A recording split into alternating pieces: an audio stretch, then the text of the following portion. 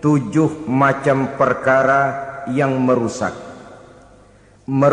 akidah dan keimanan, merusak amal perbuatan yang sudah kita kerjakan, merusak sendi-sendi kehidupan sosial, pendek kata merusak segala hal di dalam kehidupan kita.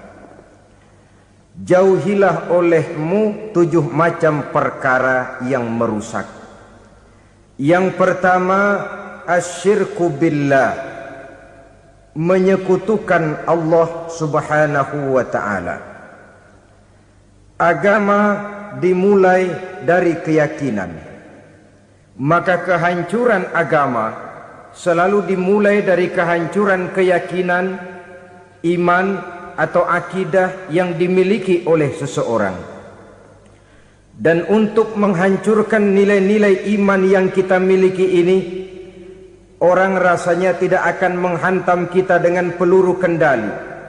Orang tidak akan mengirimkan nuklir ke sini. Orang tidak juga akan mengirimkan satuan militernya ke sini. Untuk menghancurkan nilai-nilai iman, dibanjiri kita dengan paham-paham yang merusak dan mendangkalkan akidah. Baik ia bernama materialisme, baik ia bernama sekularisme, baik ia bernama banjirnya maksiat dan munkarat, baik ia bernama banjirnya peradaban dan kebudayaan yang menghancurkan moral daripada anak-anak kita, sedikit demi sedikit melenturkan dan melunturkan nilai-nilai keimanan kita, untuk kemudian pada waktunya nilai iman itu akan bertukar dan berganti menjadi nilai syirik kepada Allah subhanahu wa ta'ala. Atau pada sisi lain, menjadikan yang selain Allah sebagai tujuan akhir daripada kehidupan kita. Sedangkan kita sama-sama maklum bahwa di dalam pandangan agama Islam, dosa yang tidak berampun, dosa yang terbesar, termasuk dalam kategori bapak moyangnya dosa, tidak lain adalah syirik, yakni menyekutukan Allah subhanahu wa ta'ala. Pola penghancuran iman ini memang berstrategi. Ditawarkan kita kepada paham materialisme, paham kebendaan, di mana otak menempati urutan sebagai ranking pertama, Tuhan jatuh pada urutan kedua. Lalu menyusul kepada paham sekularisme, Allah dipisahkan dari seluruh kegiatan hidup ini, untuk pada gilirannya menjadikan yang selain Allah sebagai tujuan akhir daripada seluruh kegiatan hidup kita. Oleh karenanya, kewajiban menjaga nilai-nilai iman ini merupakan kewajiban yang mulia tetapi berat. Tidak hanya untuk kita, tetapi juga bagaimana mewariskannya kepada anak-anak kita, generasi yang akan datang. Orang-orang tua bijaksana yang diceritakan di dalam Al-Quran, kalau sudah berpikir tentang anak-anaknya, pertanyaan yang paling mereka risaukan ialah, ma ta'buduna min ba'di.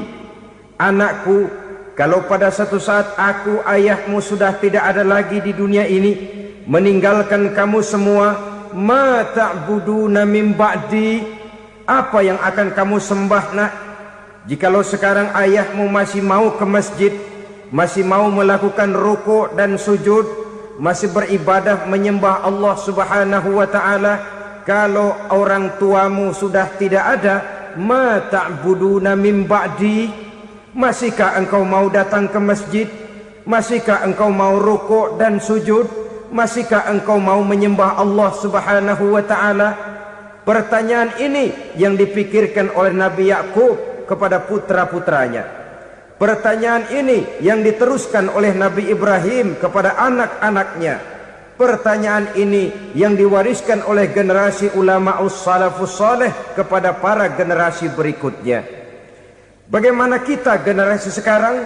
Kita orang-orang tua sekarang bukan berfikir ma ta'buduna min ba'di, malah yang kita fikirkan ma ta'kuluna min ba'di. Kalau bapak tidak ada nanti kamu makan apa nak? Perkara kamu nyembah apa urusan nomor 18.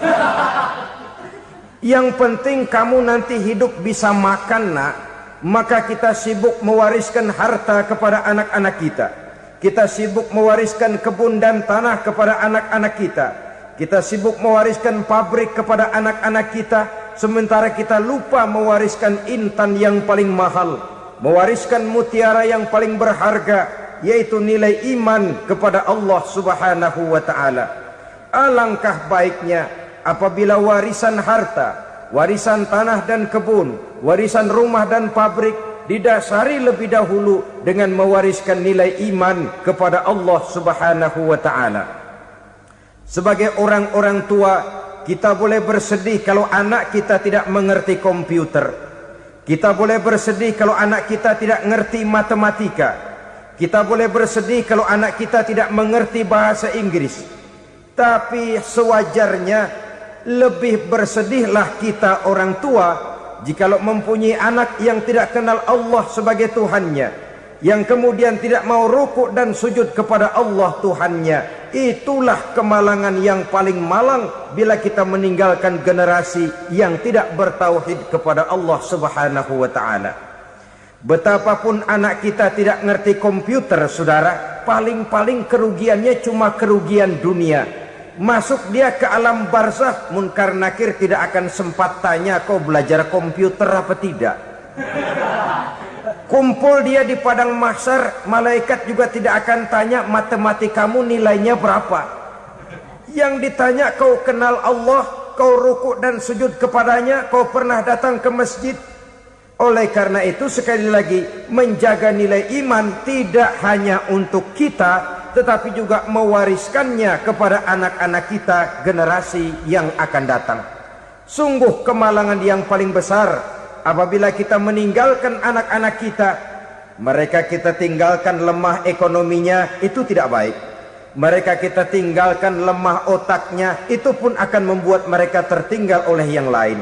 Tapi yang paling celaka, jikalau kita tinggalkan mereka dalam kondisi lemah imannya, rapuh akidahnya, tidak baik dan tidak betul keyakinan hidupnya. Oleh karena itu Nabi berpesan, jauhilah 7 perkara yang merusak. Yang pertama, syirik kepada Allah Subhanahu wa ta'ala. Menyekutukan Allah baik dalam ucapan, dalam keyakinan ataupun dalam perbuatan. Ini perkara pertama yang termasuk 7 perusak besar di dalam kehidupan. Kalau sudah jatuh kita ke lembah syirik, bagaimanapun banyak kebaikan yang kita kerjakan, berjiwa sosial, bertangan pemurah, gemar menolong orang lain, kalau memang dasarnya syirik, maka seluruh kebaikan kita akan hancur, tidak akan ada nilainya dalam pandangan Allah Subhanahu wa ta'ala.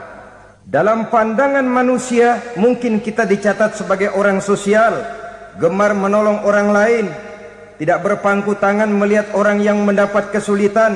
Tapi oleh karena dasarnya syirik, dasarnya tidak mentauhidkan Allah, maka seluruh nilai kebaikan yang kita kerjakan tidak akan ada nilainya dalam pandangan Allah Subhanahu wa ta'ala. Maka jagalah iman kita, jangan sampai dihinggapi penyakit syirik yang bagaimana kecilnya sekalipun. Sekali lagi, baik syirik dalam bentuk ucapan, syirik dalam bentuk keyakinan, sampai kepada syirik dalam bentuk perbuatan, kita berhindar kepada sifat-sifat yang sedemikian itu.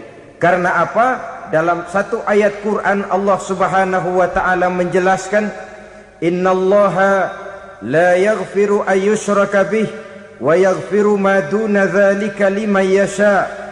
Allah tidak akan memberi ampun kepada orang-orang yang menyekutukannya, tapi Allah masih mau memberikan ampun kepada dosa-dosa yang selain itu bagi orang-orang yang dikehendakinya. Dosa selain syirik, apabila kita bertaubat, Allah masih mau mengampuni.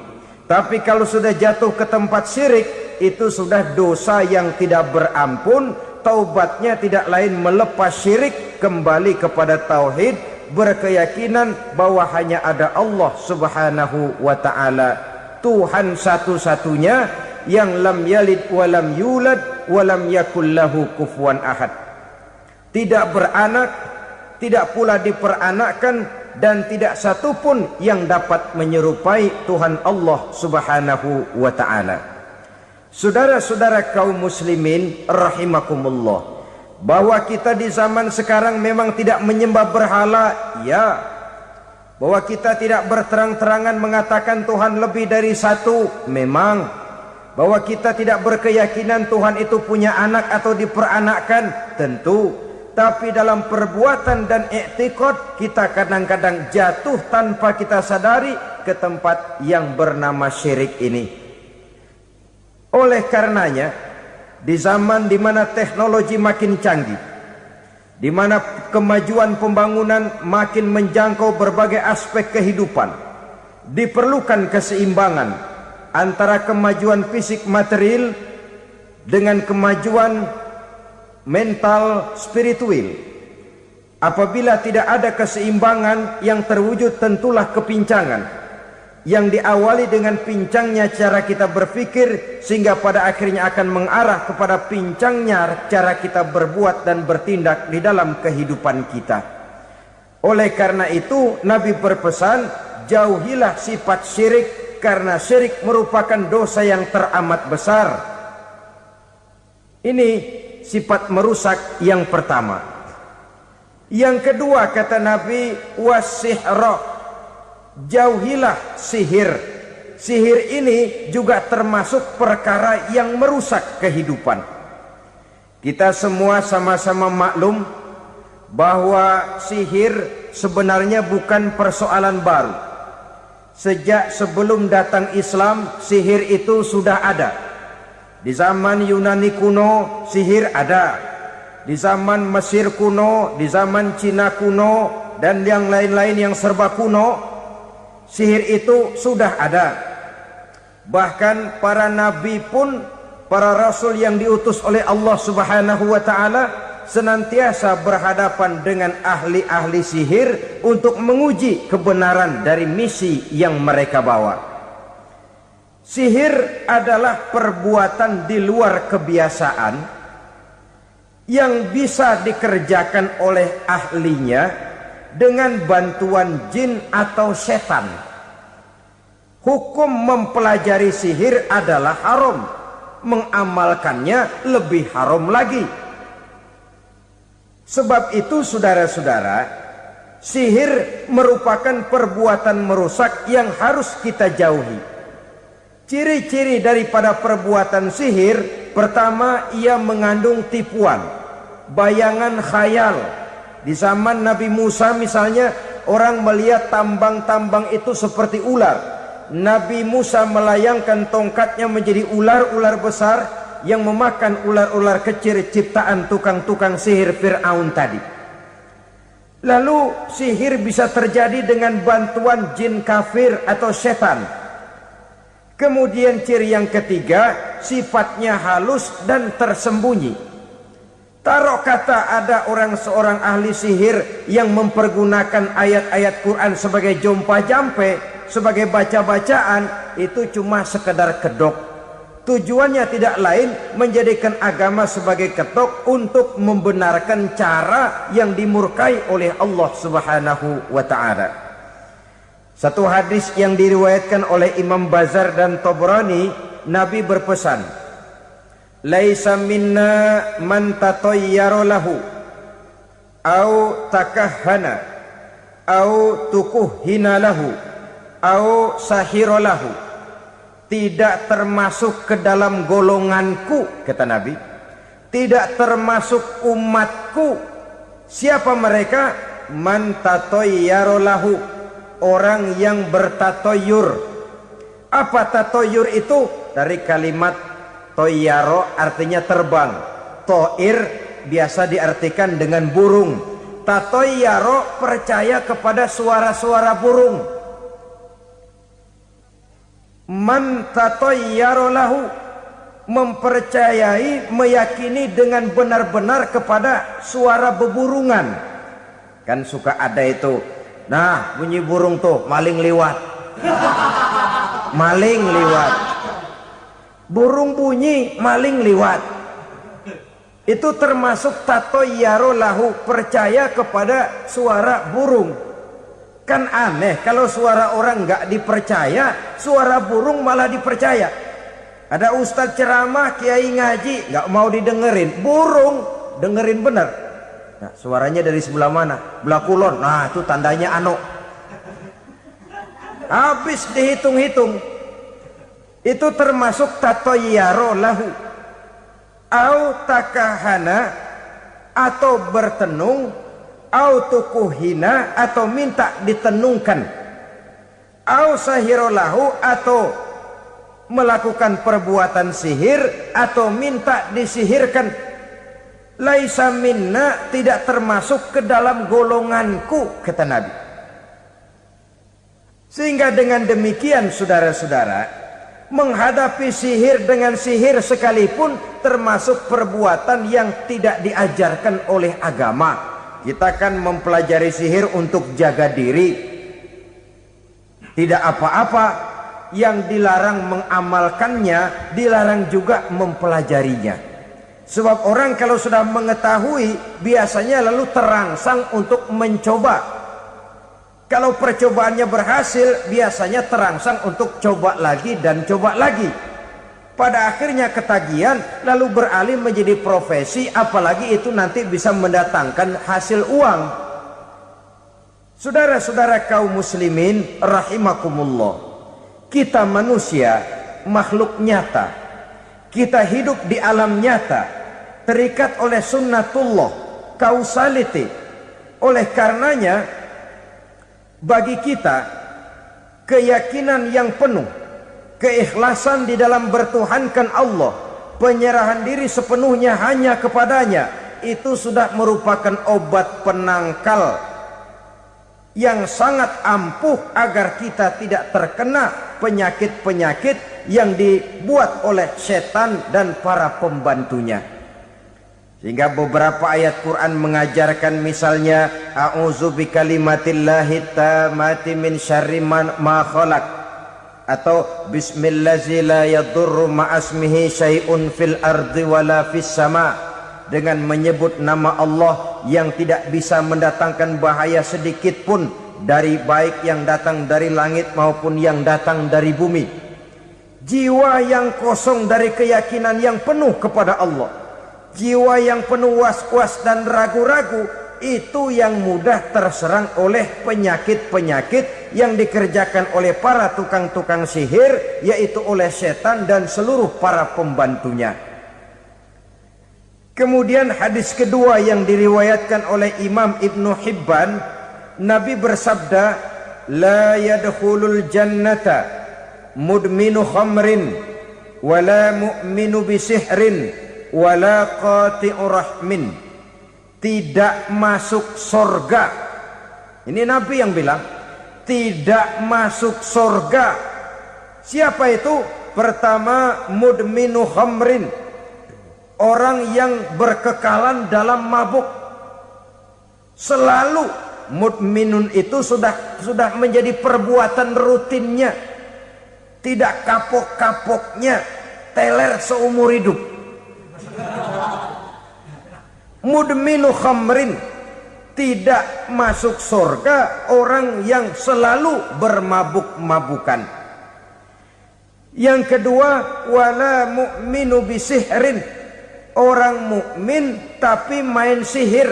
Ini juga oleh Nabi diperingatkan, tidak akan masuk surga orang mukmin tapi suka main sihir.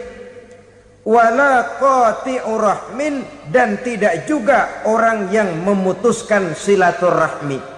Tiga macam manusia yang diperingatkan Nabi tidak akan masuk surga: orang yang selalu mabuk, orang mukmin yang main sihir, dan orang yang memutuskan silaturahmi. Saudara-saudara kaum muslimin rahimakumullah. Lalu orang berkata, kenapa dilarang kita bersihir? Padahal Rasul sendiri kan punya mukjizat. Nah, kita memang harus membedakan antara mukjizat dengan sihir. Dalam kehidupan agama kita kenal ada yang namanya mukjizat, Ada yang namanya karomah atau keramat biasa diucapkan. Ada yang namanya maunah. Ada yang namanya irhas. Ada juga yang namanya sihir. Kesemuanya ini berbeda, saudara-saudara. Yang dinamakan mukjizat itu khusus untuk para rasul saja. Satu kejadian luar biasa yang terjadi dilakukan oleh Rasul atas izin dari Allah Subhanahu wa ta'ala. Perbedaannya dengan sihir jelas. Sihir dari setan, mukjizat dari Allah. Sihir bisa dipelajari, mukjizat tidak. Sihir umumnya untuk maksud-maksud yang tidak baik, sedangkan mukjizat untuk memperkuat kebenaran yang disampaikan oleh para rasul dan ditentang oleh umatnya. Bahkan kafir Quraisy dahulu menganggap orang-orang ahli sihir itu berada dalam satu posisi yang hina, sehingga mereka mengatakan dan menuduh Nabi Muhammad sebagai tukang sihir. Tuduhan sebagai tukang sihir adalah tuduhan yang sangat aib dan hina. Di tengah masyarakat kufar jahiliyah, kedudukan tukang sihir dipandang sebagai kedudukan yang hina, sehingga mereka mengejek Nabi dengan sebutan tukang sihir. Jadi mukjizat hanya untuk Rasul saja. Kemudian karomah. Karomah ini asal kata dari karoma, kehormatan, kemuliaan yang diberikan Allah kepada hamba-hambanya yang rajin mendekatkan diri kepadanya. Oleh karena ketekunannya melaksanakan ibadah, Allah memberikan keistimewaan kepada orang itu, yang dengan keistimewaannya dia bisa mengerjakan yang tidak bisa dikerjakan oleh orang lain. Karomah hanya bisa dicapai dengan prestasi ibadah. Kalau sihir mau ibadah apa enggak, asal dia belajar, bersatu dan berteman dengan setan, memenuhi persyaratan-persyaratan setan, biasanya lalu bisa. Sedangkan karomah tidak mungkin terwujud tanpa orang mendekatkan diri sedekat-dekatnya kepada Allah Subhanahu wa ta'ala. Maka kita lihat biasanya orang-orang yang punya ilmu sihir, mukanya rata-rata nggak enak dilihat. Kumuh, jauh dari air wudhu, jauh dari sujud kepada Allah, malah berteman dengan setan, menjadi pelayan-pelayannya setan. Saudara-saudara, adapun maunah, keistimewaan yang diberikan Allah kepada hamba-hambanya yang belum sampai kepada tingkat wali, tapi orang itu lebih banyak kebaikannya daripada kesalahannya. Umpamanya, saudara jalan bertiga di pinggir jalan, saudara ada pada posisi di tengah, lalu bertiga ini ketabrak mobil. Menurut perhitungan saudara mati lebih dahulu, tapi terjadi hal yang aneh, dua teman saudara mati, saudara malah cuma luka dan lecet sedikit saja. Apa itu? Kalau kita lebih banyak kebaikannya daripada kesalahannya, itu yang dinamakan maunah, pertolongan yang diberikan Allah kepada hamba-hambanya yang lebih banyak kebaikannya daripada kesalahannya. Sedangkan yang dinamakan irhas, kejadian luar biasa pada diri seseorang pada waktu dia masih kecil, yang menunjukkan tanda-tanda keistimewaannya. Itu umumnya pada para nabi pada usia kecilnya sudah ada irhas, tanda-tanda istimewa. Jelas baik mukjizat, karomah, maunah maupun irhas berbeda dengan sihir. Sihir ini jelas saja merupakan bantuan dan persekutuan antara manusia dengan setan. Padahal setan, kata Allah dalam Al-Quran, innahu lakum aduwwum mubin, sesungguhnya setan bagi kamu adalah musuh yang sangat jelas. Saudara-saudara kaum muslimin rahimakumullah, di zaman sekarang dalam menghadapi beban kehidupan yang makin pelik, menghadapi stres yang tidak kunjung selesai, menghadapi persoalan-persoalan yang teramat berat, orang sering mencari jalan keluar kepada hal-hal yang menurut pendapatnya bisa meringankan beban moralnya itu.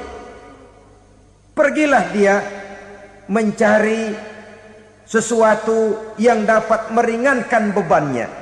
Dan tidak jarang yang jatuh ke pangkuan tukang-tukang tenung, ke pangkuan tukang-tukang sihir, yang mereka itu oleh Quran dijelaskan kadzabal munajjimun walau sodaku.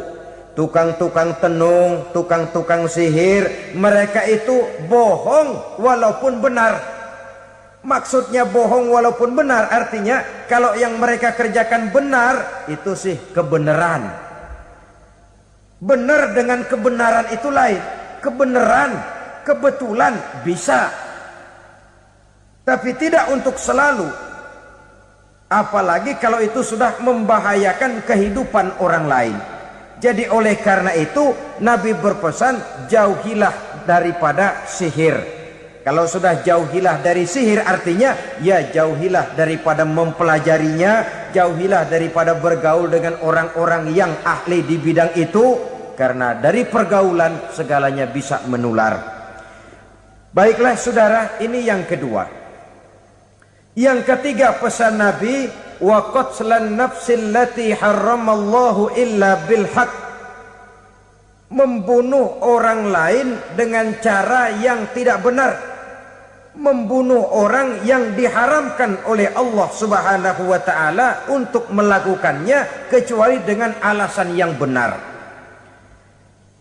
Kita tahu Islam adalah agama damai. Sesuai dengan namanya, ia tidak dikembangkan dengan pedang dan kekerasan. Ia dikembangkan dengan keteladanan dan tuntunan moral. Oleh karena Islam bukan agama kekerasan, Islam pun tidak mementingkan dan mengajarkan kekerasan kecuali dengan alasan yang benar dan bisa dipertanggungjawabkan. Membunuh dengan sengaja, menghilangkan nyawa orang lain tanpa alasan yang bisa dibenarkan adalah merupakan dosa besar dan satu di antara 7 perkara yang bisa mendatangkan kerusakan dalam kehidupan dan yang hendaknya harus kita jauhi.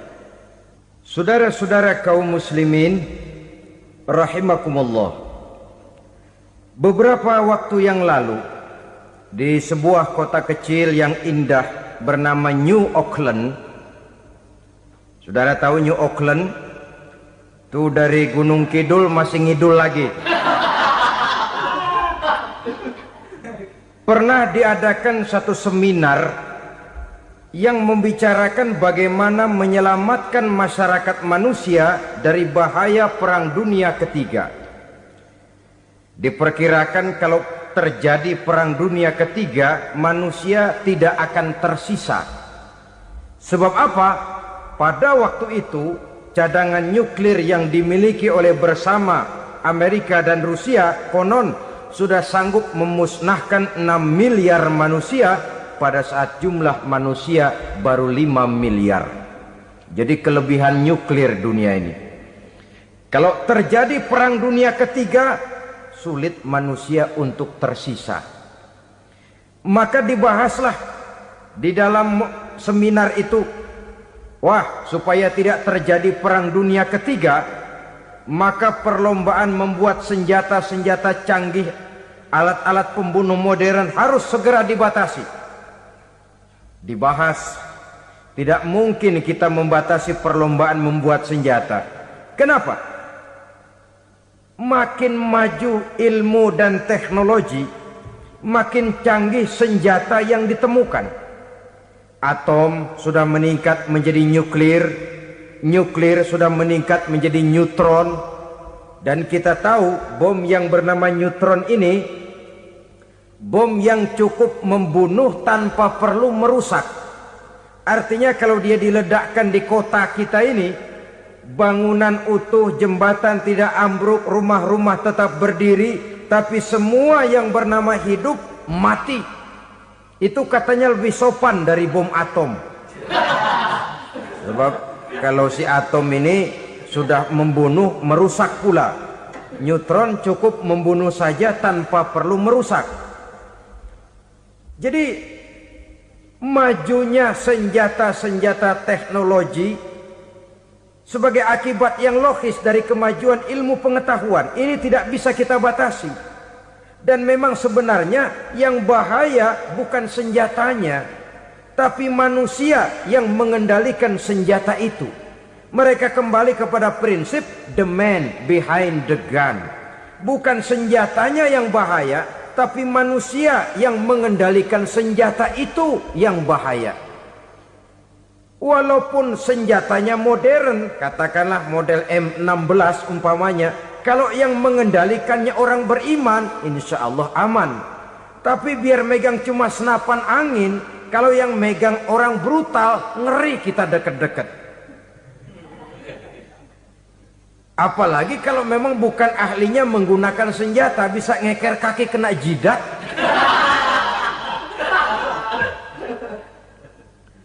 Mereka kembali kepada prinsip lama yang tetap baru. Bukan senjatanya yang harus dibatasi, manusia yang mengendalikan senjata itu yang perlu dibicarakan. Nah, kalau begitu, agar manusia tidak mempergunakan senjata sewenang-wenang, apa yang harus kita lakukan? Ya, manusianya harus bermoral. Ya, tapi moral yang mana? Di dunia ini banyak ajaran tentang moral. Itu pun mudah saja. Di sini kan kita undang saja ahli dari berbagai agama untuk membicarakan konsep perdamaian menurut agamanya masing-masing. Baik, setuju itu, setuju.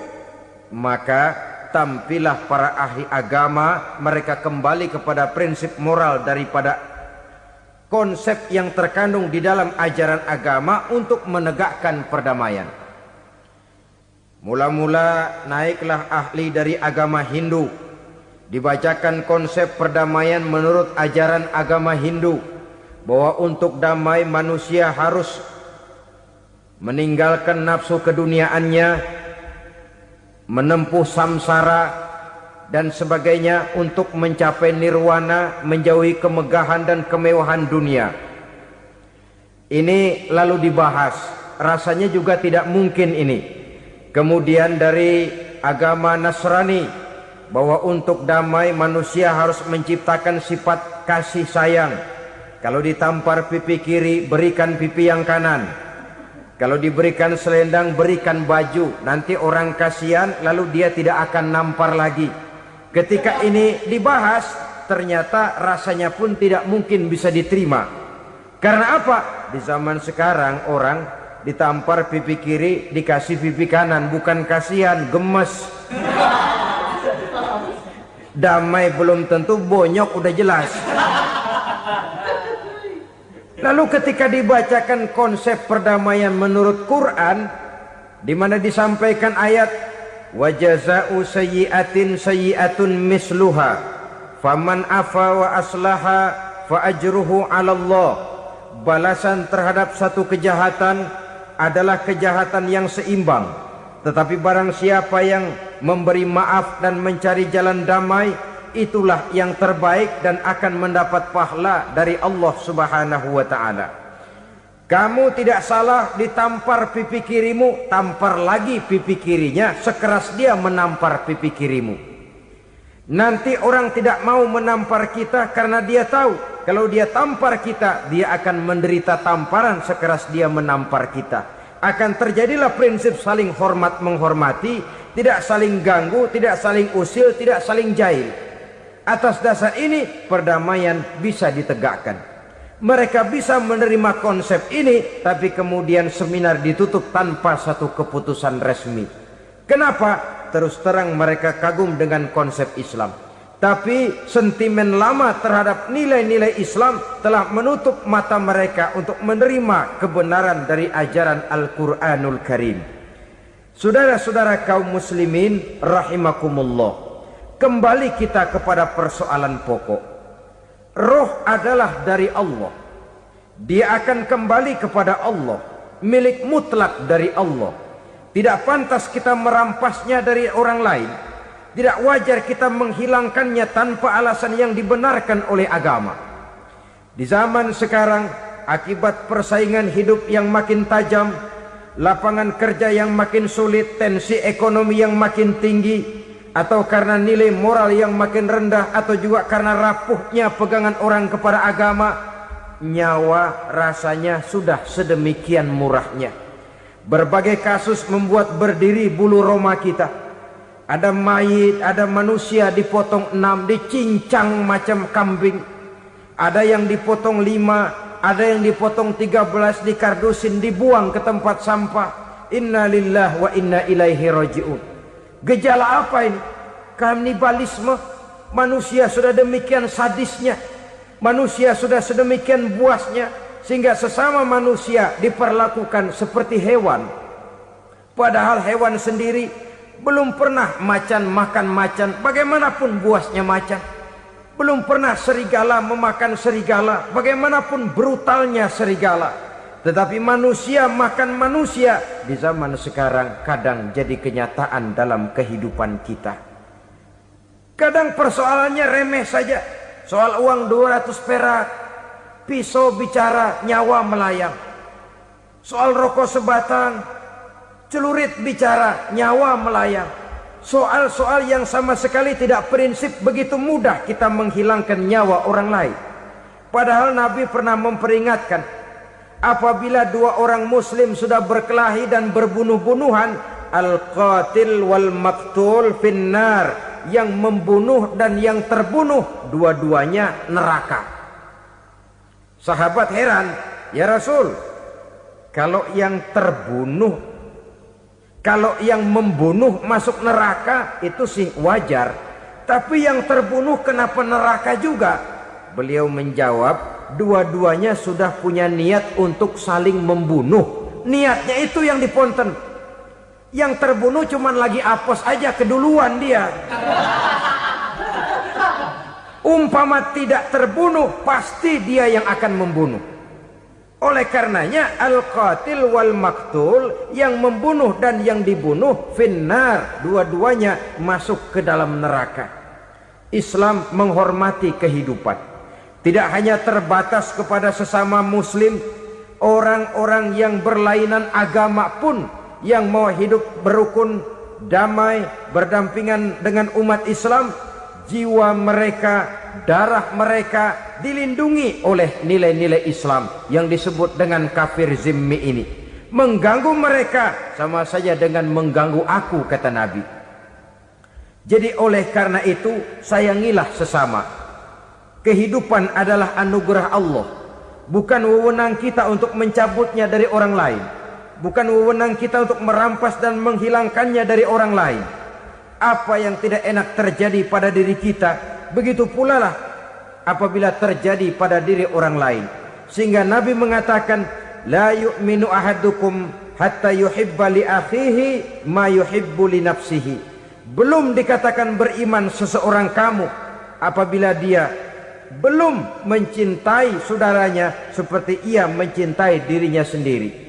Apa yang enak dirasakan oleh orang lain, enak juga dirasakan oleh dia. Mengukur orang lain dengan diri sendiri. Kalau orang lain tanpa salah saya fitnah, kalau saya tanpa salah difitnah orang, enak apa enggak? Enggak, orang lain juga begitu. Kalau orang lain tanpa salah saya tempeleng kepalanya, enak apa tidak? Tidak. Orang lain juga begitu. Yang tidak enak terjadi pada diri kita, tentu tidak enak juga kalau terjadi pada orang lain. Mengukur orang lain dengan diri sendiri, sehingga tidak timbul sifat egois, tidak menari di atas bangkai orang lain, tidak mendirikan kebahagiaan di atas untayan air mata orang lain. Sehingga dengan demikian saudara-saudara, dia bisa menghormati kehidupan, menghormati orang lain sebagaimana dia ingin dihormati. Inilah perbuatan ketiga yang merusak, membunuh orang lain dengan yang diharamkan Allah tanpa alasan yang benar. Yang ketiga. Kemudian yang keempat, perbuatan merusak wa aklar riba, makan riba. Hidup adalah tolong menolong. Bahasa kerennya take and give katanya. Saling memberi dan saling menerima. Nabi mengajarkan man kuraba kurbatan min kurabid dunya karaballahu lahu kurbatan min kurabi yaumal qiyamah. Wallahu fi aunil abdi madamal abdu fi auni akhihi.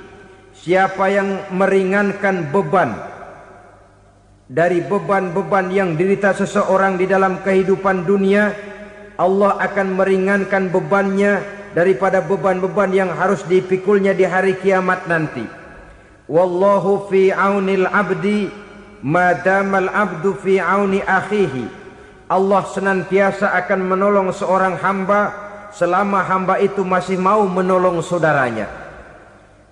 Allah selalu akan menolong seorang hamba selama hamba itu masih mau menolong saudaranya.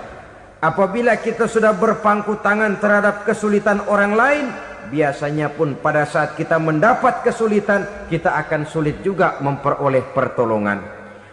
Nah, riba alias renten, kedoknya adalah menolong orang, tapi sama juga bulu buntutnya dilepas, palanya dicekek. Menolong orang pada akhirnya menjadi beban bagi seseorang, dan memang mencari orang-orang yang berada dalam posisi kesulitan. Biasanya di daerah-daerah di mana musim paceklik jadi lapangan kerja sulit, sedangkan urusan perut tidak bisa ditunda, akhirnya orang terjebak ke dalam rentenir, ke dalam riba, ke dalam renten, bunga berbunga, sehingga satu saat jumlah bunganya bisa lebih besar dari jumlah pinjaman pokoknya. Kemudian kalau juga ternyata tidak bisa dibayar, rumah jadi taruhan. Memang rumah satu-satunya, begitu rumah ditarik mulain camping. Bukankah pada akhirnya akan mewariskan kesengsaraan? Oleh karena itu, kepada kita berusahalah jangan berhubungan dengan rentenir, jangan makan renten dan riba. Kepada mereka yang melaksanakan riba, walaupun mendatangkan keuntungan materi, tapi percayalah harta yang didapat dengan jalan riba tidak akan membawa keberkahan. Manakala tidak membawa keberkahan, dia tidak akan mendatangkan ketenangan di dalam kehidupan kita. Oleh karenanya, memakan harta riba termasuk perbuatan yang merusak sendi-sendi kehidupan sosial, merusak kehidupan orang lain, merusak kehidupan masyarakat, tetangga, pergaulan, dan sebagainya. Yang kelima, wa akla malil yatim, memakan harta anak yatim dengan cara yang zalim. Nih, memang lezat. Anak yatim itu nggak tahu urusan apa-apa. Kita diamanahkan untuk mengurusinya. Kadang-kadang dibentuklah panitia penyantunan yatim piatu. Yatimnya mah tetap kelaparan, panitianya yang pada gendut.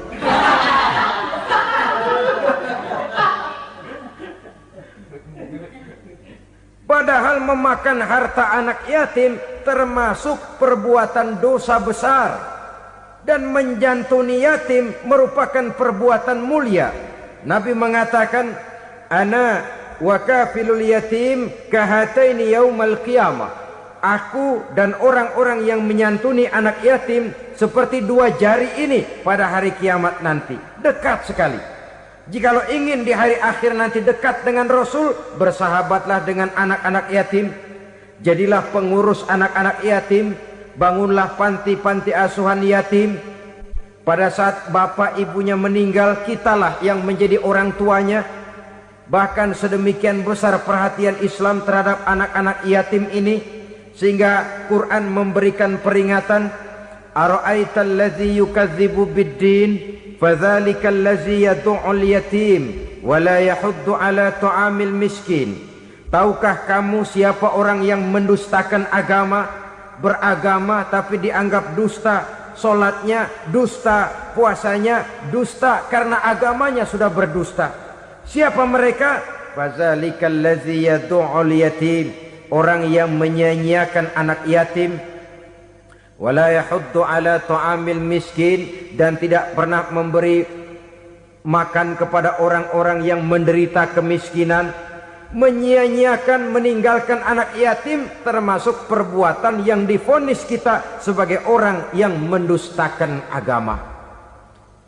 Saudara-saudara kaum muslimin rahimakumullah, maka sangat dicela mengeksploitir anak-anak yatim, menjadikan mereka sebagai kedok untuk mencari kekayaan pribadi. Tetapi jikalau ikhlas, ganjarannya sangat besar, nilai pahalanya sangat besar. Menyantuni yatim tidak hanya setahun sekali. Kalau Muharram pakai istilah lebaran yatim, dibentuklah panitia, diberilah beras, uang 4-5 ribu rupiah, alhamdulillah. Tapi jangan lupa, si yatim tidak hidup cuma satu hari. Dia tidak hidup cuma di bulan Muharram saja, dia hidup 12 bulan dalam setahun. Sebagaimana anak-anak yang lain, dia juga berhak punya masa depan. Dia juga berhak menikmati bangku sekolah. Dia berhak mengenyam arti dan makna pendidikan. Dia berhak membekali diri dengan ilmu dan pengetahuan, seperti halnya anak-anak yang lain. Maka kita yang diberikan keluasan oleh Allah, ingatlah itu, bersahabatlah dengan anak-anak yatim, santuni mereka.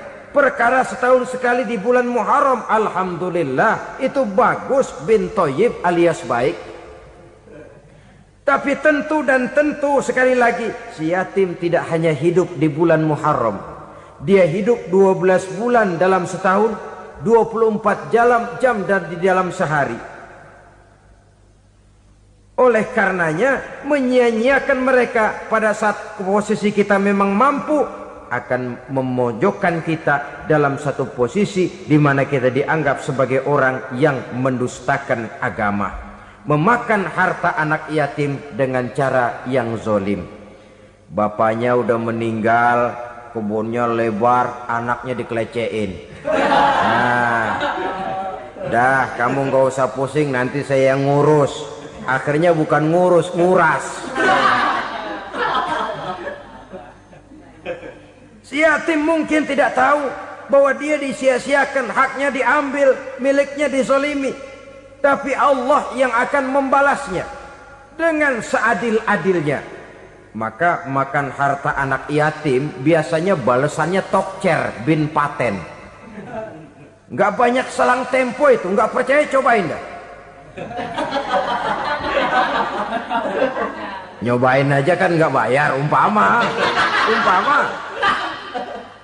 memakan harta anak yatim dengan cara yang zolim, ganjarannya biasanya kontan. Kenapa? Ratapan si miskin, untayan air matanya, jeritan kepedihan hatinya, membuka pintu langit, permohonannya diijabah, getaran hatinya didengarkan oleh Allah, maka balasannya biasanya kontan, spontan, tidak menunggu waktu terlalu lama. Itu di dunia, belum lagi di akhirat nanti. Bukankah dalam riwayat Mi'raj diceritakan Nabi melihat di neraka itu orang perutnya sebesar rumah? La haula wala quwata. Itu perut kayak rumah, bagaimana jalannya tuh orang? Dan memang gak jalan, diseret-seret oleh malaikat di neraka itu. Hancur perutnya, amburadul itu perut. Berantakan isinya, dibulatkan lagi, diseret lagi, hancur lagi, dibulatkan lagi. Sampai Nabi tanya, orang itu begitu berat siksanya kenapa ya Jibril? Itu Muhammad, waktu di dunia dulu rakus banget makan harta anak yatim. Begitu vonisnya, begitu menyedihkan nasibnya di akhirat. Tapi di dunia pun ketidakberkahan itu sudah membayangi kehidupannya. Oleh karena itu, kepada saudara-saudara yang mendapat titipan anak yatim, berbahagialah, karena semulia-mulia rumah adalah rumah yang di dalamnya ada anak yatim yang disantuni. Sehina-hina rumah adalah rumah di mana di dalamnya ada anak yatim yang disia-siakan. Begitu kata Nabi kita. Rumah yang paling mulia dalam pandangan Allah, rumah yang di dalamnya ada anak yatim yang disantuni. Rumah yang paling hina dalam pandangan Allah, rumah yang di dalamnya ada anak yatim yang nasibnya disia-siakan. Berbahagialah saudara apabila menjadi penyantun anak-anak yatim, pelindung mereka, sehingga mereka mempunyai masa depan sebagaimana anak-anak lainnya. Rasulullah sendiri sedemikian peka terhadap keadaan anak-anak yatim karena beliau sendiri memang mengalami umur 6 bulan dalam kandungan ibu, beliau sudah ditinggalkan oleh ayahnya. Pada saat berusia 6 tahun ibu sudah meninggal. Yatim piatu dalam usia di mana beliau sedang perlu belas kasih seorang ibu dan pengertian seorang bapa.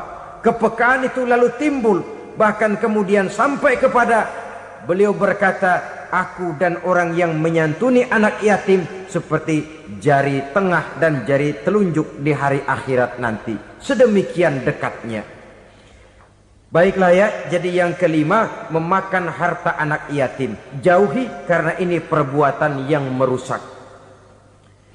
Yang keenam, watawalli yaumaz zahfi, melarikan diri pada hari pertempuran. Apa ini? Khianat. Tidak konsekuen dengan konsep perjuangan. Pada mulanya keras benar teriak, berantas korupsi, ganyang korupsi. Cuma karena belum dapat giliran. Begitu dia naik dapat kesempatan, korupsinya lebih edan dari yang diteriakinya. Ini termasuk tawalli yaumaz zahfi, berpaling pada hari peperangan. Di saat menghadapi musuh, kalau belum kelihatan musuh, teriaknya nyaring bener. Jangan takut demi kebenaran sampai titik darah yang paling penghabisan. Musuh belum kelihatan. Begitu musuh sudah kelihatan, paling dulu lari ke belakang. Kalau diajak berjuang ada saja alasannya. Sehingga Quran memberikan peringatan kepada kita semua. Mengapa kamu ini berat? Kalau sudah diajak berjuang di jalan Allah, kakimu seperti terhunjam berakar di perut bumi. Berat untuk melangkah berjuang. Lari dari pertempuran tidak konsekuen dengan konsepsi perjuangan. Mau enaknya saja. Dalam kondisi yang sulit lalu berpangku tangan. Ini termasuk ciri munafik yang di dalam Al-Quran disindir dengan bahasa kullama adha'a lahum masyaufi wa iza azlama alaihim qamu. Waktu terang mereka jalan, giliran gelap mereka mandek. Artinya, maksudnya kalau giliran ada untungnya aja rame-rame teriak Islam. Tapi begitu diminta berjuang, dituntut berkorban, rame-rame mundur. Waktu dilihat di Islam ada untungnya, rame-rame teriak Islam. Pak, saya Islam banget, Pak. KTP saya Islam, Pak. Pokoknya Islam banget dah. Tapi ketika diminta berjuang, dituntut sedikit berkorban, rame-rame mengundurkan diri. Tahun 65 PKI berontak. Waduh, waktu itu jadi orang Islam untung itu. Nggak dikejar-kejar, aman. Masjid rame, masjid, mobil-mobil mewah parkir di depan musola dan masjid. Kenapa? Waktu itu asal udah ke masjid aman. Islam selamat, untung. Tapi begitu keadaan aman, yang parkir di musola sepeda butut melulu.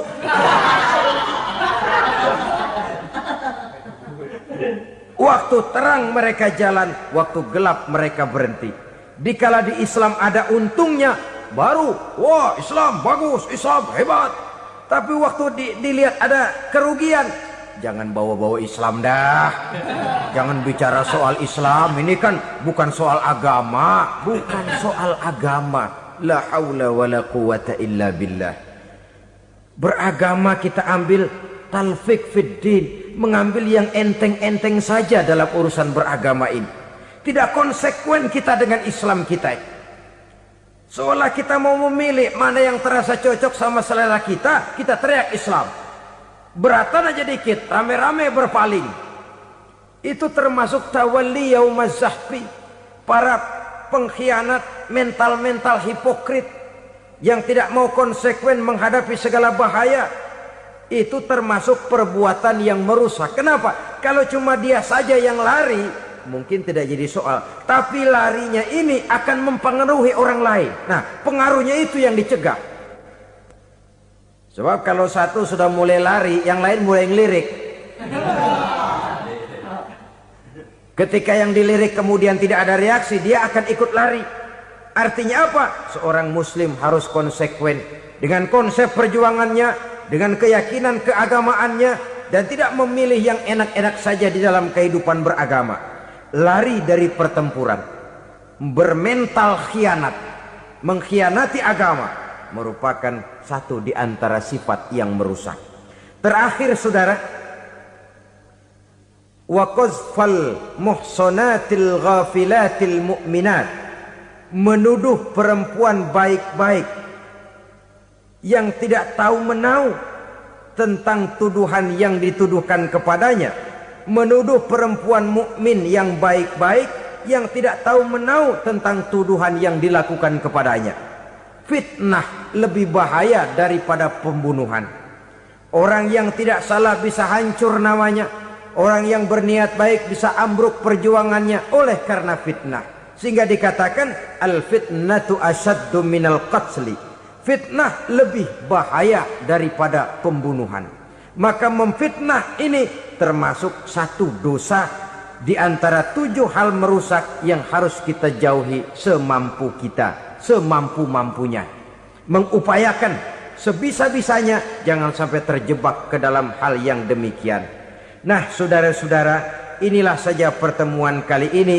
Mudah-mudahan ada manfaatnya. Semoga Allah memberikan kekuatan zahir dan batin kepada kita untuk bisa menjauhi 7 perkara yang merusak ini. Selalu berusaha menyimpan sesuatu yang bisa membawa manfaat, baik untuk dirinya, untuk anak cucunya, maupun untuk keluarganya, untuk masa kini dan masa depannya. Kadang simpanan itu berbentuk uang, kadang berupa tanah, lain saat berbentuk pabrik, dan lain sebagainya. Sementara masa depan yang paling pasti adalah akhirat. Jika untuk masa depan dunia kita rela memeras keringat, membanting tulang, pergi pagi dan pulang petang, menyimpan uang, menyimpan tanah, menyimpan pabrik, pernahkah kita merenung jika satu saat kiamat datang, kita dibangkitkan dari kubur masing-masing, berdiri di padang mahsyar untuk mempertanggungjawabkan seluruh kegiatan hidup kita di dunia ini, lalu kita akan menuju ke alam akhirat. Sudahkah kita mempunyai simpanan untuk akhirat kita? Pada pertemuan kali ini saya ingin menyampaikan sebuah hadis di mana Rasulullah sallallahu alaihi wasallam bersabda, arba'un min kanzil jannah. Simpanan sorga ada 4 macam. Yang pertama, ikhfa'us sadaqah, menyembunyikan sedekah. Saudara-saudara kaum muslimin, sebagaimana yang kita maklum bahwa Allah Subhanahu wa taala melebihkan sebagian rezeki dari kita terhadap yang lain. Ada yang kaya, ada yang setengah kaya, ada yang miskin, ada yang setengah miskin, dan selanjutnya. Ada yang gajinya kecil tapi penghasilannya gede. Ada yang penghasilannya gede tapi nggak punya gaji. Ada juga yang memang gajinya gede dan penghasilannya gede. Kelebihan rezeki merupakan sunnatullah dan tidak harus membuat kita merasa lebih dari yang lain. Bahkan sebaliknya, kelebihan itu harus membuat kita ringan tangan untuk menolong mereka yang memang memerlukan pertolongan. Kalau saudara diberikan ilmu, maka pertanyaan akhirat cuma satu: ilmumu kau amalkan untuk apa? Kalau saudara diberikan umur yang panjang, pengadilan akhirat juga bertanya satu: umurmu kau habiskan di mana? Tapi kalau saudara diberikan harta, pengadilan akhirat akan bertanya 2: hartamu kau dapat dari mana, kau belanjakan kemana. Dari mananya ditanya, dan kemananya juga ditanya. Oleh karena kita akan dimintakan pertanggungan jawab, maka amanah yang bernama harta ini harus kita gunakan dengan sebaik-baiknya. Ada penggunaan yang merupakan kewajiban, itu zakat namanya. Ada penggunaan yang sewaktu-waktu, itu infak namanya. Ada yang lebih sewaktu-waktu lagi, dan itu sedekah namanya. Zakat dia terikat oleh haul dan nisab, oleh putaran batas waktu dan ukuran dari harta itu sendiri. Sedangkan infak terikat oleh situasi dan kondisi perekonomian seseorang. Sedangkan sedekah tidak terikat dengan apapun. Dalam kondisi seperti apapun kita bisa melakukan sedekah dengan yang terkecil sekalipun. Sampai-sampai Rasulullah sallallahu alaihi wasallam mengajarkan, la tahqiranna minal ma'rufi syai'an walau an talqa akhaka biwajhin talik. Atau ada hadis, tabassumuka fi wajhi akhika laka sedekah. Senyumanmu kepada temanmu adalah sedekah. Jadi untuk melakukan sedekah tidak harus dalam berbentuk uang. Dengan ilmu kita bisa sedekah. Dengan tenaga kita bisa bersedekah, dengan pikiran kita bisa bersedekah, bahkan senyum kepada teman itu pun sedekah. Jadi kalau sedekah dengan uang memang belum punya uang, nyengir aja banyakin. Itu asal pada tempatnya, jangan lalu ketemu tiang listrik cengengesan. Tentu tidak pada tempatnya dan tidak wajar. Nah, sedekah yang paling dicintai Allah adalah sedekah yang disembunyikan. Artinya jauh dari sifat riya. Kan kadang-kadang ada orang sedekah itu disebutkan namanya. Apa tidak bagus? Kalau memang niatnya ikhlas, ya bagus-bagus saja. Untuk memberikan sugesti kepada yang lain. Di Fulan bin Fulan nyumbang sekian, diumumkan.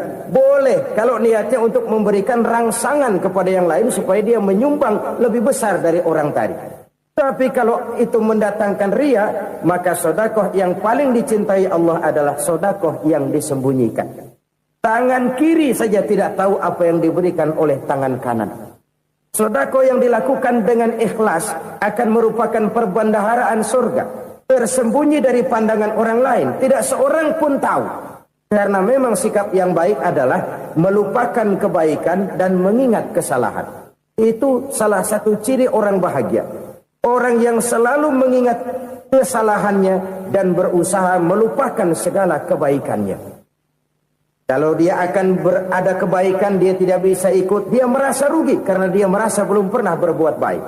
Tapi kalau akan melakukan kesalahan baru, dia ingat kesalahan yang sudah-sudah, sehingga terhalang baginya untuk melakukan satu kesalahan baru. Demikianlah saudara-saudara, bahwa Allah melebihkan rizki sebagian kita dari yang lain, agar terjadi tolong-menolong dalam kehidupan ini. Jadi kesenjangan yang nature, kesenjangan yang alami, itu sunnatullah. Ada yang kaya, ada yang miskin, ada yang kelas menengah. Nah, kenapa lalu sekarang kita berusaha mengentaskan kemiskinan? Oleh karena adanya kesenjangan struktural. Kalau yang kaya bisa semakin kaya, kenapa yang miskin tidak bisa naik jadi ikut sedikit kaya? Sebab pada dasarnya Islam adalah agama yang sejak turunnya sudah berupaya memerangi kemiskinan. Bahkan dikatakan kemiskinan itu mendekatkan kepada kekufuran. Orang kalau miskin udah dekat banget sama kafir. Gampang menjadi kafir. Berapa banyak saudara-saudara kita yang oleh karena soal perut, oleh karena soal materi, terpaksa meninggalkan dan menanggalkan akidahnya. Menjual petunjuk yang diberikan Allah dengan kesenangan dunia yang cuma sebentar ini. Na'udzubillah, thumma na'udzubillah. Jadi makin kita sembunyikan satu sedekah, semakin banyak perbendaharaan kita di surga. Sedekah yang paling dicintai Allah adalah sedekah yang disembunyikan. Malahan ada seorang sufi, dia punya kebiasaan kalau pergi sholat Jumat dia bawa uang, itu uang dia taruh di bawah tikar masjid. Dia niat sedekah kepada siapa saja yang nemuin itu duit. Maksudnya apa? Supaya yang nemuin nggak tahu siapa yang punya duit. Demikian dia saking ingin menyembunyikan sedekahnya.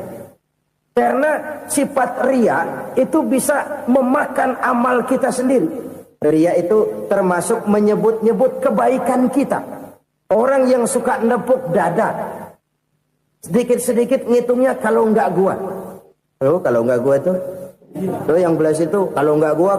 Iya, kalau nggak lu kenapa emang? Orang yang suka menepuk jasa. Biasanya memang begitu, saudara-saudara. Kalau perang lagi berkecamuk, orang nggak sempat ngaku jadi pahlawan. Tapi begitu perang selesai, yang kagak kenal bedil ngaku pahlawan, Mas. Itu sesuatu yang biasa. Oleh karenanya, orang-orang yang ikhlas dalam bersedekah, disembunyikannya sedekah itu, Allah cinta betul.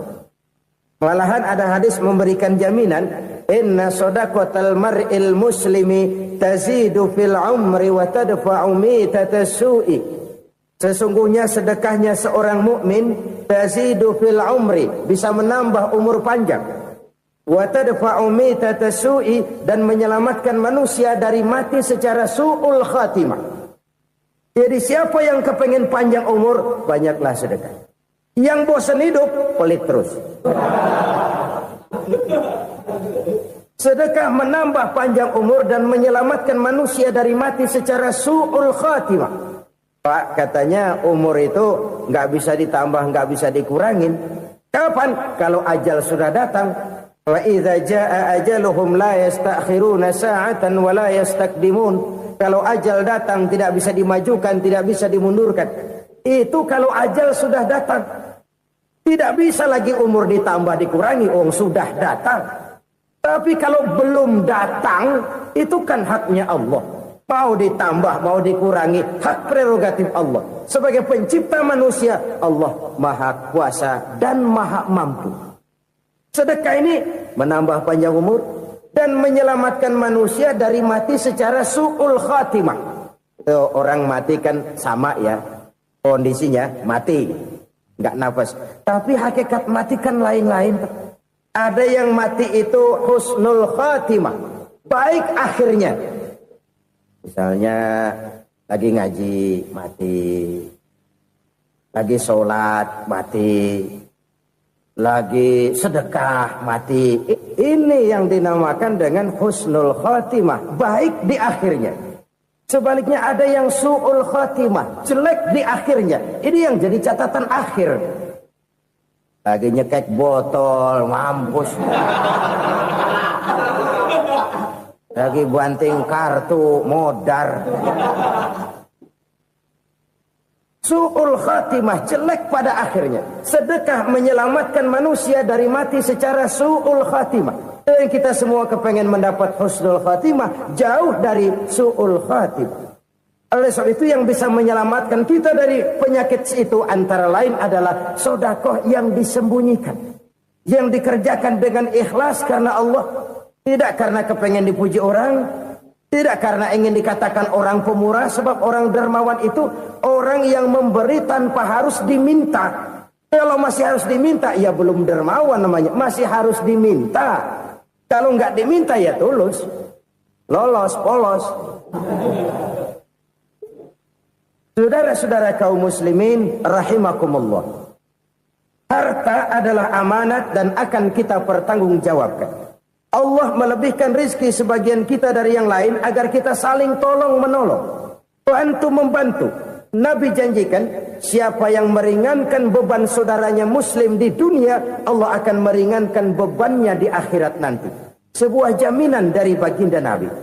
Si orang yang kita bantu barangkali tidak bisa membalas, Allah yang akan membalas lewat jalan lain yang tidak pernah kita sangka-sangka. Ada orang tanya, Pak, ini ada orang nyumbang masjid sambil marah-marah, bagaimana? Saya bilang sumbangannya aja ambil, marahnya jangan. Marahnya jangan diambil, itu urusan dia. Saudara-saudara kaum muslimin rahimakumullah. Umat Islam ini kan umat yang punya potensi besar. Kadang kita merenung, kenapa kadang-kadang pembangunan masjid kok lambat sekali? Kalau hotel hari ini peletakan pertama, bulan depan peresmian. Supermarket hari ini peletakan batu pertama, minggu depan peresmian. Tapi kalau sudah yang namanya masjid, kadang-kadang peletakan batu pertama sekaligus jadi batu terakhir. 3 tahun, 4 tahun, campur nebar jalak di jalanan, duit dijaring kayak ikan sepat. Apa tidak ada orang Islam yang kaya? Banyak. Apa tidak ada pengusaha muslim yang jadi konglomerat? Ada. Lalu yang belum banyak itu yang komit terhadap nilai-nilai agamanya. Akhirnya kita jatuh jadi umat yang lemah. Belum ada pengusaha konglomerat muslim buka pabrik supermi cap beduk misalnya umpamanya atau pabrik kecap cap sorban supaya identitas keislamannya sedikit kelihatan. Kita jatuh jadi umat yang lemah karena potensi tidak terinventarisir dengan baik. Kita ini ibarat kompor yang cuma matengin nasi orang lain. Potensi kita dimanfaatkan oleh orang lain. Ukhuwah Islamiyah kita baru terbatas kepada silaturahmi. Ukhuwah di bidang ekonomi kita lemah. Ukhuwah di bidang kebudayaan kita lemah. Apalagi ukhuwah di bidang politik kita lebih rapuh lagi. Padahal ukhuwah itu adalah totalitas kehidupan manusia. Menyangkut ipolek sosbud. Memerlukan nilai-nilai ukhuwah. Jadi oleh karena itu mari kita menyadari, di dalam harta kita, walaupun kita yang cari, pergi pagi, pulang sore, peras keringat, banting tulang, di sana ada harta anak yatim. Di sana ada hak masjid, di sana ada hak pesantren, di sana ada hak jihad. Berbahagialah seseorang apabila dia oleh Allah dijadikan keran. Keran itu menyimpan air, tapi tidak untuk dirinya, tapi disalurkannya kepada mereka yang memang memerlukannya. Saudara-saudara kaum muslimin rahimakumullah, ini yang pertama. Jadi perbendaharaan surga adalah menyembunyikan sedekah. Orang lain nggak tahu, kita pun nggak pernah ngitung-ngitung. Kita anggap lewat begitu saja, padahal itu deposit akhirat. Satu. Yang kedua, perbendaharaan surga itu apa? Wa kitmanul musibah, menyembunyikan kesulitan. Kadang orang takut menghadapi kesulitan. Tapi makin kita merenung, hidup ini kan sebenarnya urusan. Takut sama urusan ya jangan hidup. Tandanya orang hidup itu kalau punya urusan. Urusan melupakan problem. Problem sering menimbulkan kesulitan. Kesulitan bukan untuk ditakuti, tapi untuk diatasi dan dicarikan jalan keluarnya. Siapa sih orangnya yang gak pernah sulit-sulit? Makin tinggi status sosialnya, makin gede urusannya. Makin tinggi kualitas imannya, makin berat tingkat kesulitannya. Cuma memang yang namanya enak itu seperti pelangi. Biang lala itu gak pernah di atas kepala kita. Di atas kepala orang melulu. Lo sih enak lo, kata kita. Dia juga bilang yang enak kan lo. Pelangi itu nggak pernah di atas kepala kita. Kata tukang beca, aduh enak ya naik Mercy. Kata tukang beca, apa yang di dalam mobil Mercy? Aduh enak bener tukang beca, di jok ngeringkuk ngorok pulas bener. Saya kamar pakai AC sejuk, tempat tidur sutra, empuk, alga, spring bed, kulak kulik nggak bisa pulas kalau belum minum Valium, belum tidur. Enak bener tukang beca, di jok ngorok nggak tahu wetan kulon. Itu tukang beca bilang yang di Mercy enak, yang di Mercy bilang tukang beca enak. Inilah enak, nggak pernah di atas kepala kita, di atas kepala orang lain melulu enak itu. Nah, saudara-saudara, yang merupakan perbendaharaan surga itu orang yang bisa menyembunyikan kesulitan. Baik pribadi ataupun rumah tangga. Nih terutama rumah tangga yang jadi soalnya. Kadang-kadang kita ini kalau senang, sebaliknya. Kalau senang kita diam. Kalem aja, cuek. Banyak banget duit kita, bawaan diam aja udah. Malah ketemu orang takut. Tapi begitu susah, sekampung tahu. Padahal Nabi mengajarkan perbendaharaan surga itu menyembunyikan musibah, menyembunyikan kesulitan. Kalau enak, cerita sama orang-orang. Kalau nggak enak, rasain sendiri, tekan sendiri, atasin sendiri. Kita kan sebaliknya. Senang kita diam, asal lagi susah, paling tidak kita nyari teman buat cerita kesusahan. Siapa orangnya yang nggak pernah susah? Cuma soalnya bagaimana kita mengatasi kesusahan itu sendiri. Begitu juga misalnya kalau orang sudah berumah tangga, itu orang tuanya harus menjadi tempat dia cerita yang enak-enak saja. Yang nggak enak rasain berdua, selesaikan berdua, atasin berdua. Jangan dibalik. Asal senang diam, giliran susah saja. Maknya laporan. Terbalik. Bisa menjaga security informasi. Maka nama bayam keluar diam. Malah seluitan. Enak amat lo makan daging ayam. Security informasi. Saudara-saudara kaum muslimin rahimakumullah. Ujian yang terberat itu yang pernah diberikan kepada para nabi, para rasul, para aulia, para ulama. Makin tinggi keimanan, makin berat bentuk kesulitan. Ayo saya kemukakan satu contoh saja. Ada seorang nabi yang kaya, nabi kaya, namanya Nabi Ayub. Iblis kalau orang begini kan keki, ibadahnya rajin, kaya. Nih yang kayak begini susah digodain. Kalau ibadahnya rajin, miskin, kali bisa disogok. Sini imannya mantap, ibadahnya rajin, kaya, nabi lagi. Tapi namanya iblis nggak kurang akal. Laporan, Tuhan, kenapa Les? Ya ini bahasa saya, bahasa Qurannya sih nggak gitu. Itu hambamu yang namanya Ayub, dia rajin ibadah cuma karena dikasih kaya aja. Coba kasih miskin dia, berhenti dia sembahyang. Ah, kamu bisa aja. Saya tahu Ayub itu hambaku yang ikhlas. Saya buktiin Tuhan, silahkan. Dibuktiinlah, iblis turun ke alamin. Yang mula-mula dia lakukan, dia rusak sawah ladang Nabi Ayub. Dia binasakan binatang ternak Nabi Ayub. Sehingga dalam waktu singkat, jatuhlah Nabi Ayub dari orang paling kaya jadi orang paling miskin. Beliau masih ibadah di mihrab dalam masjid. Datang iblis. Saudara Ayub, ya, lagi ngapain? Ibadah. Nyembah Allah, nyembah Allah. Oh, percuma. Kenapa? Tuhan yang ente sembah nih, dia udah bikin miskin ente.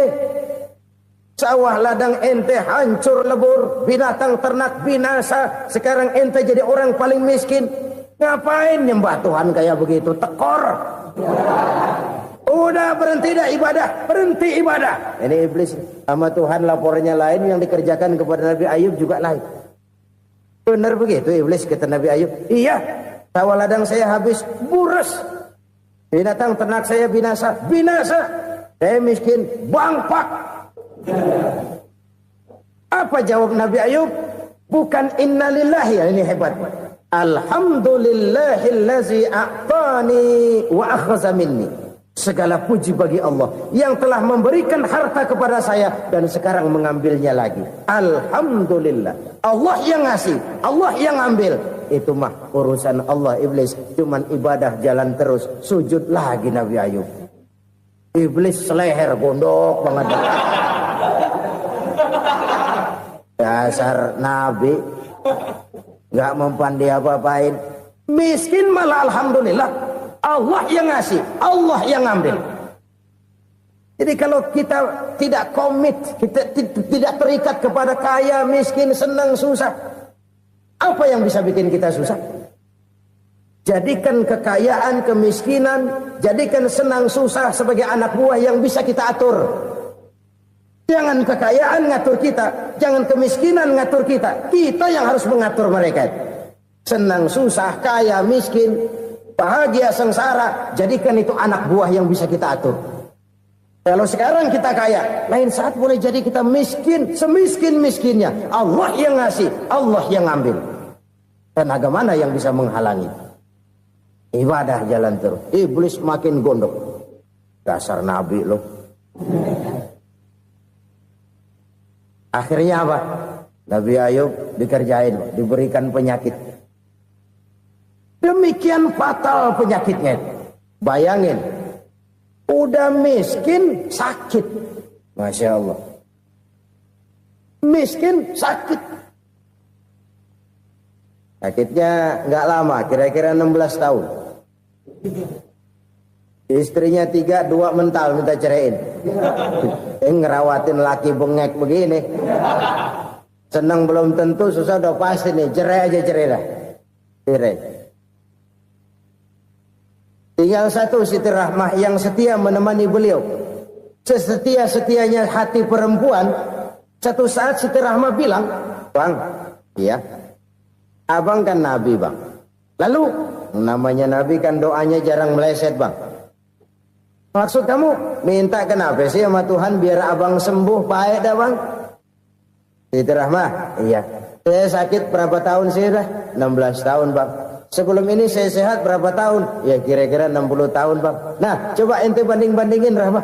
Saya dikasih sehat 60 tahun. Dikasih sakit 16 tahun. Sudah nggak sabar mau doa kepada Allah minta sembuh. Saya malu kepada Allah. Diuji dengan yang luar biasa seperti ini, tidak mengganggu stabilitas kehambaannya. Dia tetap menghamba kepada Allah Subhanahu wa ta'ala. Saudara-saudara kaum muslimin rahimakumullah. Kunci menghadapi kesulitan itu apa? Allah jelaskan dalam satu ayat, wa basyiris sabirin alladzina iza asabathum musibah qalu inna lillahi wa inna ilaihi raji'un. Gembirakan orang-orang yang sabar. Siapa mereka itu? Yang apabila mendapat musibah mereka kembali kepada keyakinan dasar. Segalanya dari Allah dan segalanya akan kembali kepada Allah. Ini konsepsi dasar dari sikap muslim dalam menghadapi berbagai kesulitan. Segalanya dari Allah, segalanya akan kembali kepada Allah. Kalau ini sudah kondisi dasarnya, maka kita akan lapang menghadapi kenyataan bagaimanapun pahitnya. Apakah itu namanya miskin? Apakah itu namanya sakit? Bahkan maut sekalipun. Segalanya dari Allah, segalanya akan kembali kepada Allah. Ini sikap hidup, bukan sekedar ucapan. Kita kadang-kadang menjadikannya sebagai ucapan. Mulutnya sehingga berhenti, innalillahi wa inna ilaihi raji'un, tapi nangisnya terus gerung-gerungan.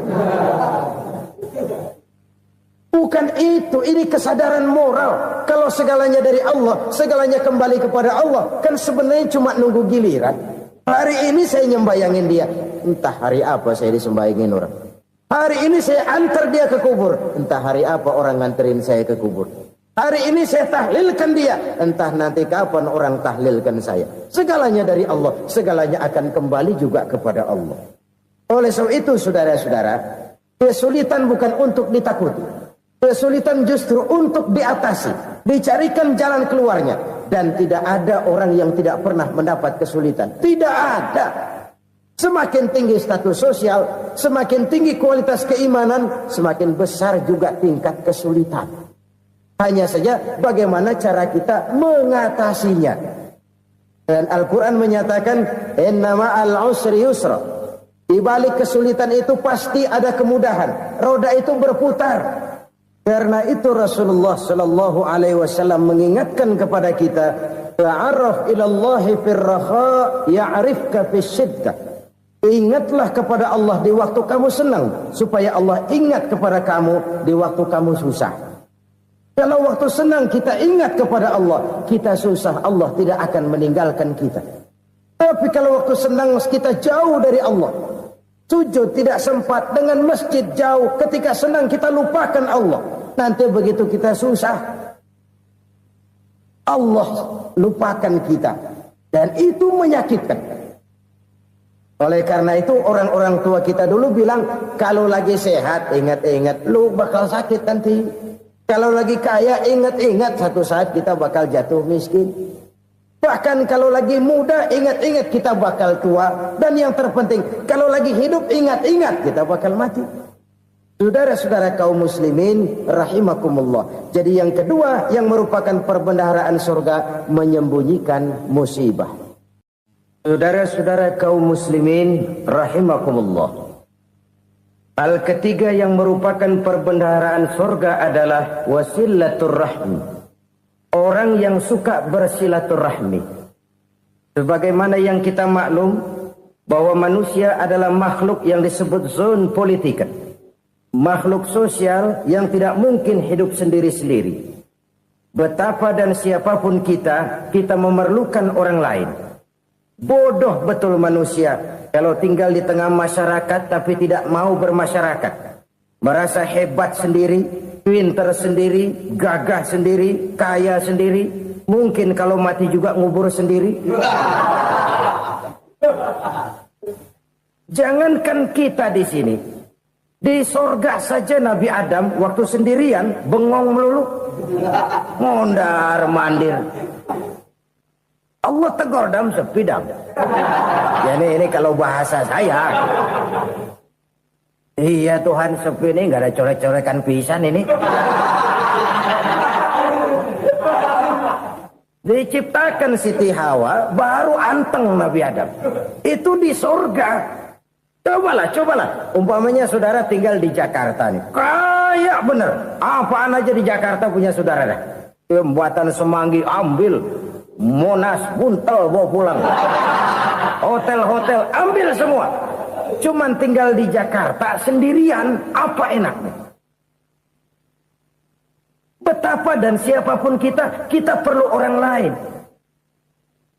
Tidak ada seorang pun yang bisa memenuhi kebutuhan hidupnya secara sendiri-sendiri. Nah, Islam telah menyelamatkan manusia dari ras diskriminasi. Mengikat manusia dengan persaudaraan yang berlandaskan kepada akidah. Karena itu dianjurkan bersilaturahmi. Bahkan Nabi menyatakan, Man arada ayyubsata lahu fi rizkihi wa yunsa'a fi atharihi falyasil rahimah. Siapa yang kepengen diluaskan rezekinya dan dipanjangkan usianya, banyaklah ia bersilaturahmi.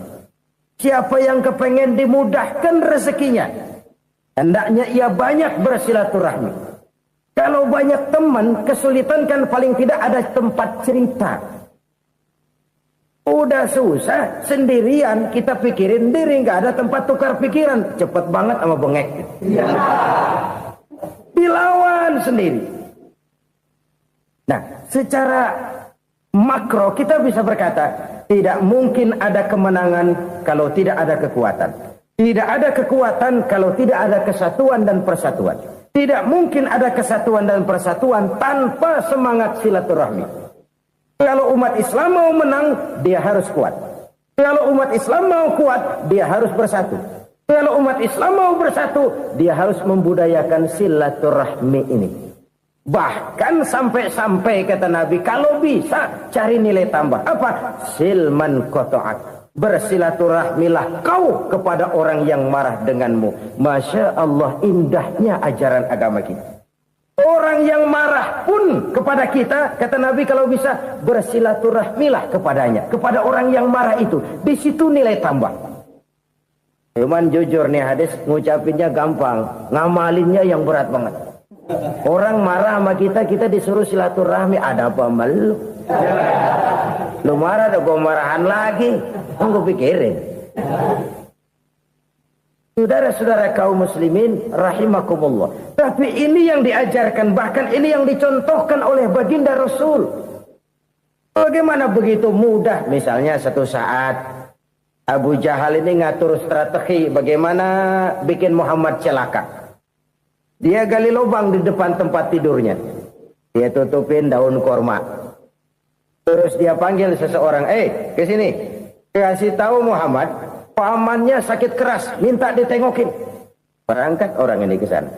Muhammad, labbaik. Pamanmu sakit keras, dia minta ditengokin. Baik, saya akan datang menjenguk beliau. Berangkatlah Nabi ke rumah Abu Jahal tanpa prasangka apapun. Abu Jahal udah pasang stil, selimut 3 rangkap setengah dipakai, persis kayak orang meriang. Tapi sembari ngintip dari balik selimut, Begitu Muhammad buka pintu, nah masuk perangkap nih. Muhammad jalan menuju tempat pembaringan. Makin lama makin dekat, makin lama makin dekat. Makin dekat ke lubang yang dipasang oleh